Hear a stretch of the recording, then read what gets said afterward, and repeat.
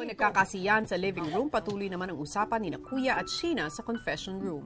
Ano ba mga kailangan ng isang dance group o kapangailangan nyo? Shoes, kasi po, paa po. Ito yung buhay ng dancer, yung paa. Kaya dapat maganda yung shoes para maganda yung performance, tapos maganda yung pagkasayaw, tapos comfortable po.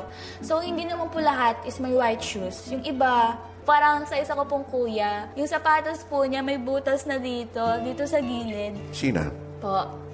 narinig ko ang kwento mo. Mukhang malaki ang naitulong sa'yo ng iyong dance group.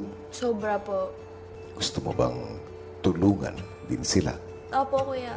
Handa ka bang magsakripisyo para sa kanila? Opo. I will do my very best. Kung ganon, Sheena, meron akong ipapagawa sa'yo. Opo. Dahil gusto mong tumulong sa iyong dance group, ikaw ay magiging Human Dance Arcade. Ang pangalan ng larong ito ay Sinayaw, Sumunod Ka Sa'kin. Ang ganda. Para sa special task ni Sheena, gagawa niya ng steps ang isang kanta at siya ay papasok sa isang malaking arcade screen. Habang sinasayaw ni Sheena ang dance steps, mapapanood siya ng ibang housemates at kailangan nilang magaya ng maayos ang dance steps ni Sheena. Kapag tama ang paggaya ng housemates, maririnig nila ito. At kung mali naman ang kanilang steps, maririnig nila ang hudyat na ito. Sa kada tamang paggaya sa dance steps o choreo, makakalikom ng isang arcade ticket ang housemates na katumbas ng isang pares ng sapatos para sa dance crew ni Sheena. At kailangan makalikom ng 20 tickets ni Sheena at ng housemates upang mabigyan ng lahat ng miyembro ng bagong sapatos. Bibigyan kita ng oras para makapag-isip ng mga dance moves or dance steps mo. At gagawin mo ito sa task room. Sa task room, agad pinaghandaan ni Sheena ang kanyang special task. Okay. Let's do this.